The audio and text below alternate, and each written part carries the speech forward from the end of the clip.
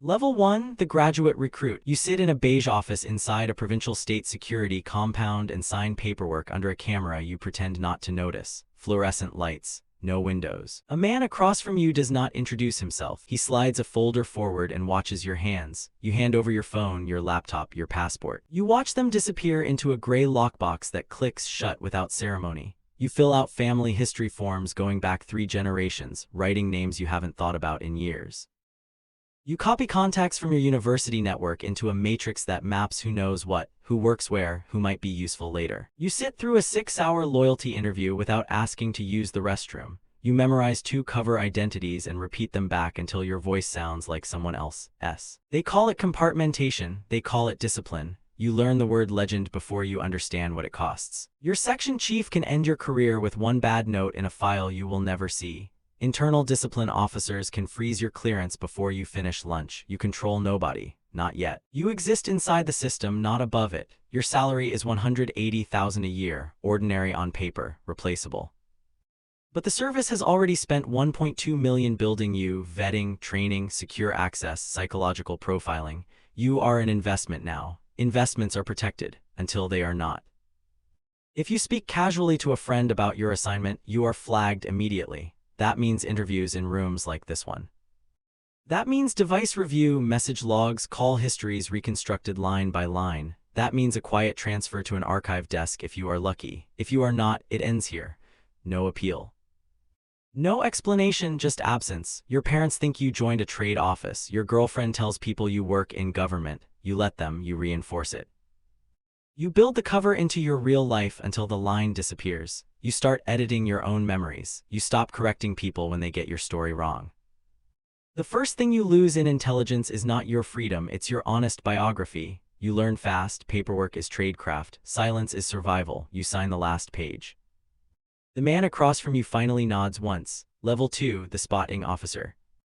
You walk through a university conference with a canvas tote bag, a printed agenda, and a list of names folded behind your badge. Bright lights, open rooms, hundreds of conversations at once. You are invisible here, that's the point. You photograph the attendee roster before the first panel starts, angling your phone like you're checking messages. You sit beside an aerospace engineer at lunch and ask where she studied, where she plans to go next, what she thinks of her current funding. You invite a visiting professor to a funded exchange program in Suzhou, smiling when he hesitates just long enough to show interest. You log vulnerabilities later: debt, ego, ambition, divorce, frustration with management. You draft a travel invitation through a front institute that exists just enough to pass a search. You hand your notes to your handler in a parked car 2 blocks away and walk off in the opposite direction. This is spotting, this is development. You operate under non-official cover that looks like nothing special. Your provincial bureau directs every contact you make. Senior officers decide who becomes a real target and who gets ignored.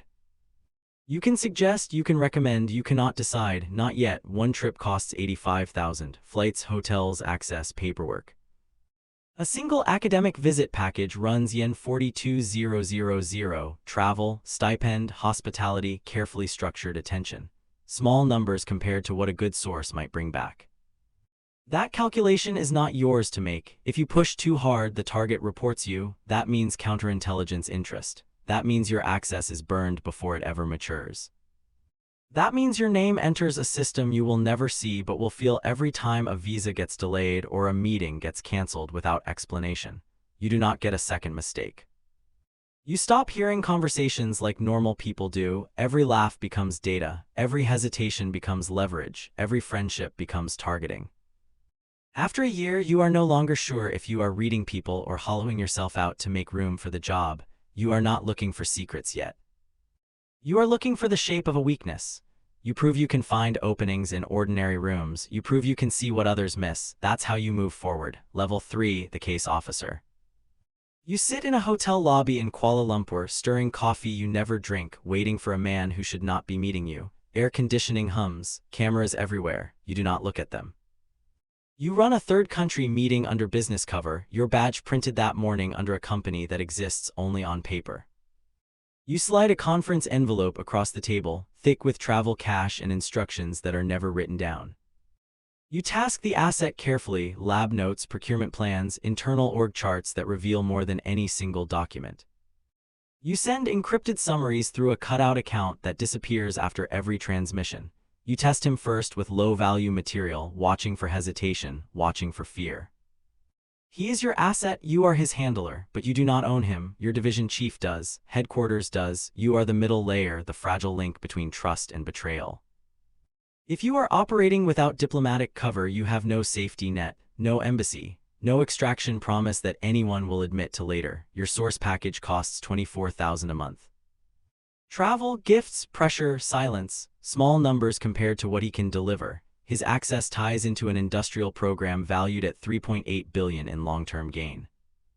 You are managing a man who could shift markets without ever appearing in one. If the asset is doubled, everything flows the other way. That means your reports become their intelligence. That means hostile surveillance tightening around you without warning. That means arrests, sometimes his, sometimes someone else's. You are recalled quietly. No shouting, no accusations. Just a plane ticket and a file that closes without you. At home, you lie again. Your son asks what you do on work trips. You say trade research. He nods, accepts it. You watch him believe you, and something inside you hardens to survive it. A recruited source is not a victory. It is a debt that compounds daily. You learn the rhythm, pressure, reward, silence. You learn that compromise is not a moment. It is a process. You learn the patient machinery of compromise. Level 4, the technical collection coordinator. You enter a secure room with no windows, no personal devices, and a tasking list full of code names. No clocks, no outside signal. Time becomes whatever the system says it is. You assign a front company to develop malware against a university lab that thinks it is working on civilian research. You pair linguists, hackers, and analysts into one unit focused on a single target set. You review stolen directories before dawn, scanning file names that represent years of someone else's work. You redirect collection mid-shift, biopharma to aerospace, because priorities change faster than explanations. You scrub the government trail behind a commercial shell that will take the fall if anything surfaces. This is system-level tradecraft. Tasking flows through you. Cutouts isolate the source from the state. Contractors believe they are working for a private firm. Regional officers feed requirements upward. You sit in the middle, deciding what moves now and what waits. Your annual program line is $48 million. One front company payroll is $6.5 million a year. Salaries, infrastructure, digital masking, legal cover. It all looks legitimate until someone pulls the thread. If the infrastructure is exposed, the shell collapses instantly. That means indictments in foreign courts, sanctions on companies that never knew who they really worked for, domains seized overnight. It means foreign cyber teams dissecting your methods for years, learning how you think, how you build, how you fail. Your body pays first, 12-hour screens. Headaches that don't respond to anything, blood pressure climbing before you are 35. You read stolen work at 3 a.m. and tell yourself this is how nations compete. You stop asking where the line is, the keyboard is clean, the consequences are not. You stop collecting secrets one person at a time, you start collecting them by system, by network, by design. You stop thinking in individuals, you start thinking in pipelines. Level 5, the Deputy Division Director, you unlock a safe, steel, heavy. You pull 3 operation files and lay them on the desk. You decide which one survives the month. No one else will make that decision for you. You approve travel requests, recruitment pitches, cash transfers that never appear on any ledger. You redirect officers from political monitoring to industrial targets because priorities have shifted overnight. You brief provincial leadership in 10-minute bursts, compressing months of work into sentences that cannot be questioned. You authorize surveillance support on a wavering source, knowing pressure can stabilize or destroy. You sign deniability language before an overseas approach that must never trace back. 10 to 20 officers move through you, their careers, their mistakes, their risks. You can protect a junior officer once, maybe twice. After that, the system decides, and the system does not forget. You supervise $120 million in yearly operations, travel, payments, infrastructure, silence. The targets tied to your work are worth tens of billions in industrial advantage. Numbers so large they stop feeling real. If one operation goes public, the distance between you and responsibility disappears instantly. Everyone above you steps back. That means investigation. Internal review, political exposure that ends careers without explanation. You followed every instruction. It does not matter. Promotion narrows your world. Fewer calls, fewer friends. Conversations become shorter, safer. You carry more names now, more outcomes, some of them you do not allow yourself to think about. The higher you rise, the less truth anyone is willing to say out loud. Years of invisible decisions build something around you: authority, distance, consequence. Years of silence buy you a larger map and worse outcomes. Level 6, the bureau chief. You stand at the head of a polished table while 12 officers wait for you to decide which foreign program matters most this quarter. No one coughs, no one fidgets. The screen behind you shows 3 target decks, 8 cover institutions, and a dozen faces reduced to access, leverage, yield. You merge human, cyber, and academic spotting into one collection plan before the tea goes cold. You approve overseas travel under commercial and scholarly cover, changing names, routes, and funding channels with a pen stroke. You demand fresh vulnerability assessments on diaspora figures, lab directors, and technical experts who still think they are living private lives. You brief Beijing on collection gains and political risk in 7 minutes flat. You reassign 2 failing officers before lunch because hesitation at this level becomes exposure later. This is no longer field work, it is architecture. Compartmentation is tighter now. Source validation is constant. Every legend has to survive not just scrutiny but boredom, routine, repetition. By now, you no longer recruit people, you recruit entire environments. Provincial departments move when you move. Subordinate sections adjust budgets, travel, and tasking when your office calls. But your authority is never fully yours. You answer upward to the central MSS chain and beyond that to party oversight that notices failure faster than success. You can accelerate a career with one signature. You can erase one with your silence. You manage yen 380 million across source operations, cyber support, safe travel, stipend programs, and front organizations that look civilian until somebody digs too deep. The target sets attached to your bureau are worth yen 12 billion in strategic gain: aerospace tolerances, chip processes, pharma data, procurement maps. Names inside ministries that other governments think are still secure. You never touch the finished products, you move the channels that bring them in. If your bureau mishandles a politically sensitive target, the blowback is immediate. That means internal inspection teams arriving without notice. That means promotions frozen in systems nobody below your rank can see. That means officers disappearing into disciplinary review while the rest of the building pretends not to notice the empty desk. You do not sleep normally anymore. You nap between briefings with one eye open and your phone face down on your chest. Your wife stopped asking when you will retire because both of you know that question has no answer inside this life. Centralization rewards obedience, punishes delay, then the crisis comes. Level 7, the counterintelligence command officer. You are halfway through a midnight briefing when a secure note lands in front of you. One of your own officers has been talking. No preamble, no speculation. Just the note, the case number, and the sick drop in your stomach when instinct becomes certainty. 0017. An anomaly report hits your terminal: unexplained foreign travel data, duplicate access logs, one unauthorized print event. You zoom in on the badge trail. Same officer, same week. Too many coincidences, not coincidences. 0026. You order immediate badge suspension, device seizure, and live surveillance on the suspect and 2 possible associates. Burner phones come out. Doors lock, a courier runs sealed orders downstairs. Nobody goes home now. 0041. A safe apartment is cleared in 19 minutes. Source files are pulled from a wall compartment and moved to a secondary archive. One asset is told to go dark through a one-use channel. Another is exfiltrated on a commercial route before sunrise under a revised legend that was built for this exact possibility. Hard decisions, fast hands, no noise. 0110. You redirect a cyber team to identify what was copied and which foreign service received it. They map file movement, mirror logs, deleted fragments. You order payroll switches through a front company to freeze one cover and preserve another. You shut down 2 academic approaches that took 8 months to build. You do it anyway. 0225. You call Beijing and ask for authority you technically already know you need. The line is quiet for 3 seconds too long, then approval, limited, conditional, enough to move, not enough to fail. 0340, the suspect breaks under questioning just enough to confirm the breach is real, not all of it, just enough, a meeting, a transfer, a promise, the network is compromised. 0515. You burn 3 legends, terminate 6 months of collection, and seal off 2 courier channels with 1 signature. Emergency containment unlocks 25 million in 24 hours.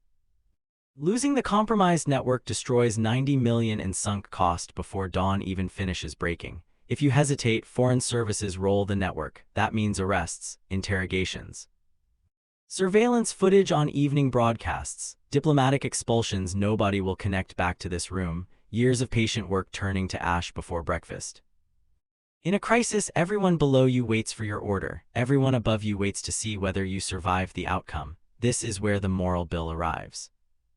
1 officer will be abandoned because extraction would expose 5 more. 1 source will not be warned in time because the channel is already burned.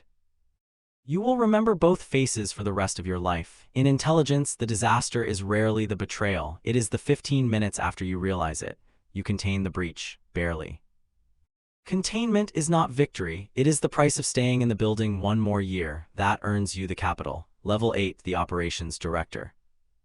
You step out of a black sedan in Beijing and enter a building whose cameras know your face before the guards do. No one greets you by name. They do not need to. The elevator opens before you press the button. You review national target priorities over tea in silence, turning pages that decide which laboratories get watched and which ministries get penetrated next. You move resources between provinces without explaining why, shifting officers, funding, and technical support with a few clipped instructions. You approve high-value approaches under commercial cover, academic cover, diplomatic cover, each one wrapped in a different lie but aimed at the same results. You weigh political security cases against foreign collection demands and decide which one matters more this month. You determine which failures are punished and which are buried so deep they stop existing on paper. This is not field tradecraft anymore. It is command tradecraft. Liaison channels defer to your desk. Provincial chiefs wait for your approval before they move on sensitive targets. You can redirect an entire bureau's attention with 1 phone call. But you still answer upward to the top of the ministry and beyond it to party authority that does not tolerate surprise, embarrassment, or independent thinking dressed up as initiative. You influence 1.4 billion in annual covert, technical, and political security activity. 1 signature can reassign 300 officers across multiple provinces. 1 denied area priority can absorb 6 months of planning, 2 academic fronts, a commercial shell, and a black budget line that will never appear in any public ledger. You are trusted now. Trusted enough to carry the machine, not trusted enough to ever forget who owns it. If you misread the political wind, protection vanishes overnight. That means purges. That means investigations. That means colleagues who used to stand when you entered a room suddenly studying their notebooks while your name is removed from internal systems 1 field at a time. The final luxury in a secret service is not power, it is deniability. You have everything except a normal self. Your daughter is in university now. She still cannot explain what you do when her classmates ask. She says government, the same way your wife used to say it, and both of them know the answer ends there. You built a career on concealment so complete it swallowed your own life first. You stop managing operations. You start managing the machine that makes operations possible. Level 9, the Vice Minister. You enter a secure conference room, sit beneath a plain wall clock, and approve programs that will alter lives in countries you may never visit. The table is spotless. The folders are color-coded. The consequences are not. Outside this room, whole careers depend on what you initial in blue ink and what you leave untouched for another week. You oversee strategic foreign intelligence, counterintelligence priorities, selected technical programs, and black budget authorities hidden behind civilian institutes, provincial departments, and companies that look harmless from the street. You review human pipelines, cyber collection summaries, political influence proposals, and damage assessments from operations that went bad 3 borders away.